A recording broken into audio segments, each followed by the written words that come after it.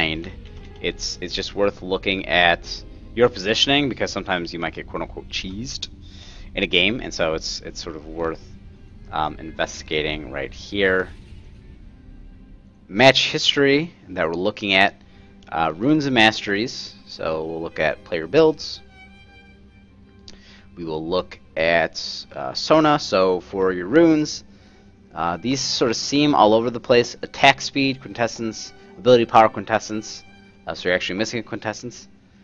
Attack damage, mark, magic penetration, mark, flat armor, flat magic resist. So the flat armor, flat magic resist makes sense with support. You might actually want to go in for flat health and higher amounts of armor. And if you actually check out my rune pages, you'll see Summoner AP is the title of that rune page that you might want to consider going for, because a champion like Sona, without the main HP, can be a little bit tricky to play.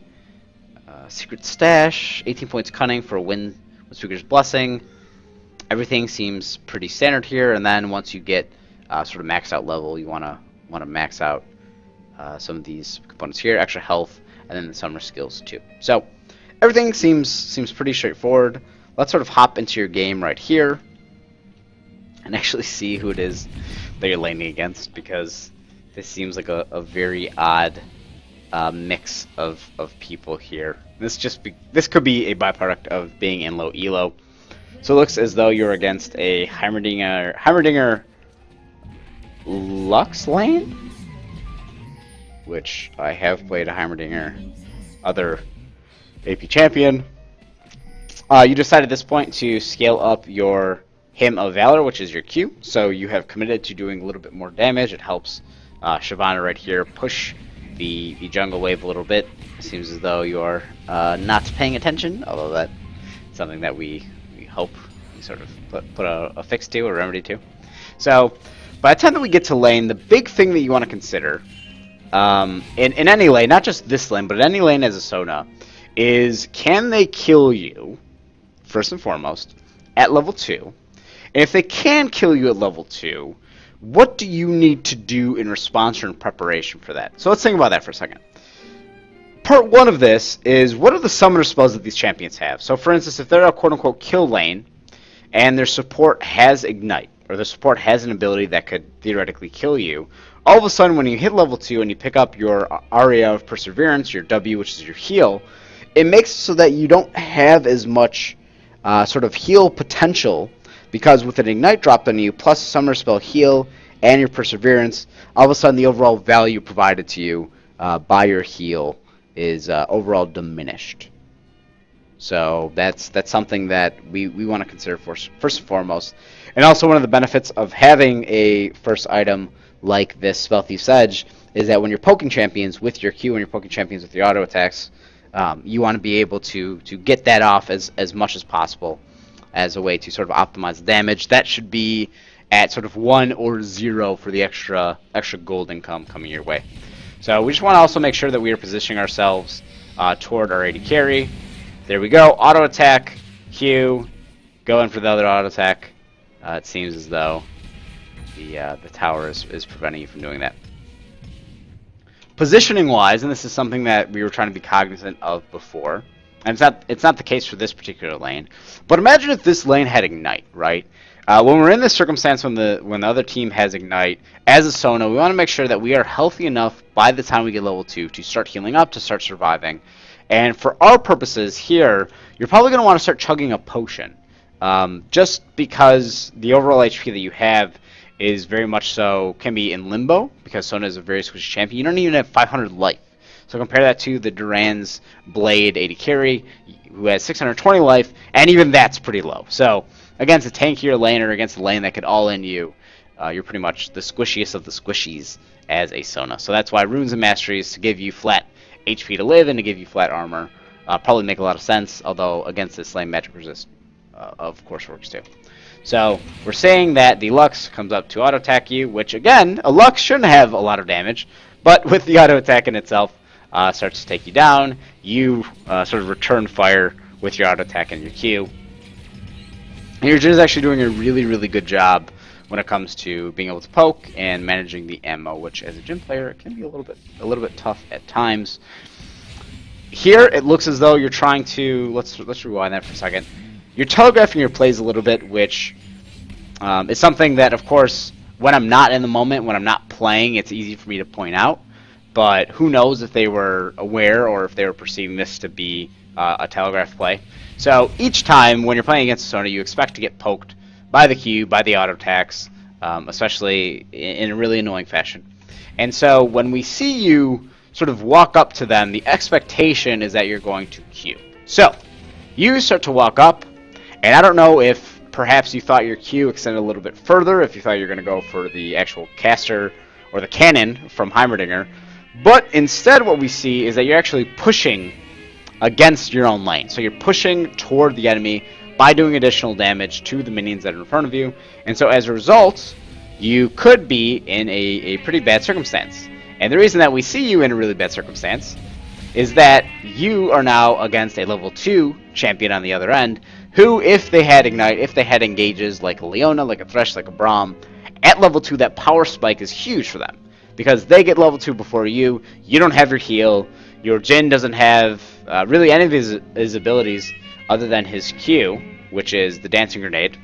So at this point, we're just trying to make sure that you're not overextending in a way. You also haven't used your potions yet, which, based on your overall HP, might be a good consideration because they're level 2. At least one of them is level 2. And great harass with that. You are hopefully going to scale up your W and start healing. Now all of a sudden, we are starting to see you play a little bit more aggressive.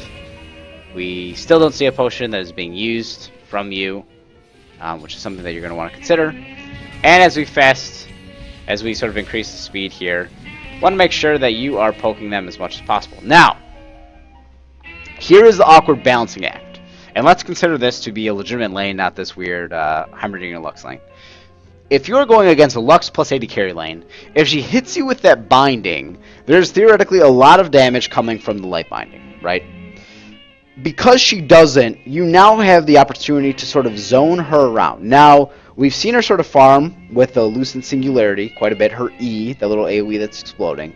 But look at the distance between you guys, sort of this safe zone where you could stand by the minions, you could last hit, and the distance from them.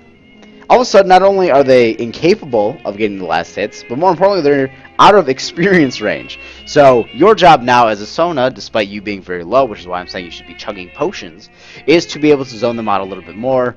You have the use of your Spell Thief's Edge. You get gold when attacking them. You do a lot of damage with your Q. But unfortunately, you are, in a way, not using one of the benefits of the potions that you have. You're kind of relying on the current HP that you have, and if there was a gank coming your way, that would not bode well for you. So we also have the consideration of using your exhaust or taking ignite versus exhaust. All of a sudden, you're getting excellent harass off.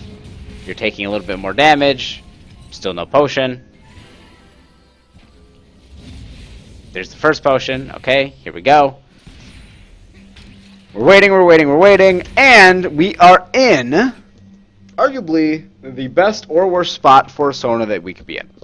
And the reason I say that is because if, for whatever reason, when you are trying to harass them, which is different than when you're trying to zone them, when you're next to the tower, if you take one tower hit as a Sona, that punishes you so heavily. You're going to have to spam W and potions to get you up from that one hit.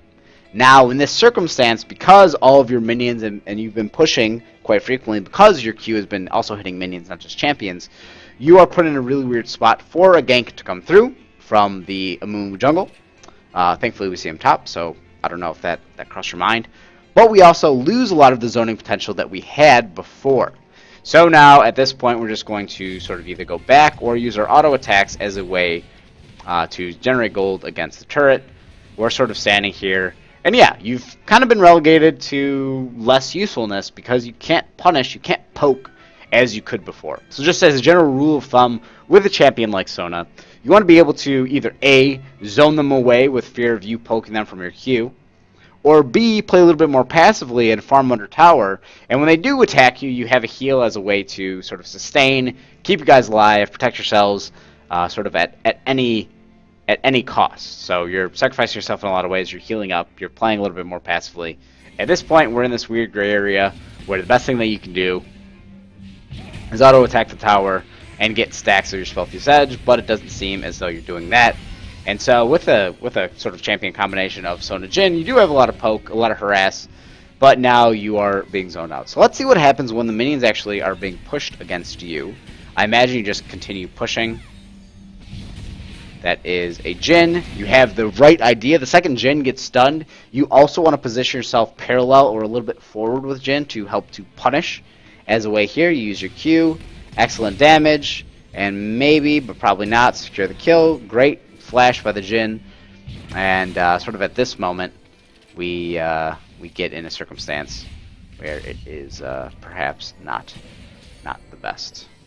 Okay, so at this point, we sort of identified a couple of the early on elements of Sona. I'd like to see this in a different game where you're perhaps playing against a more traditional lane. Not that ingenuity is a problem in the Lux Heimerdinger lane, but we could see a lot more of the zoning. The big problem that we have here is number one, you using Q when trying to trying to harass, you're using Q as a way to actually hit the minions, which is pushing the lane against you, or pushing the lane toward them, which inherently plays against whatever style you're going for.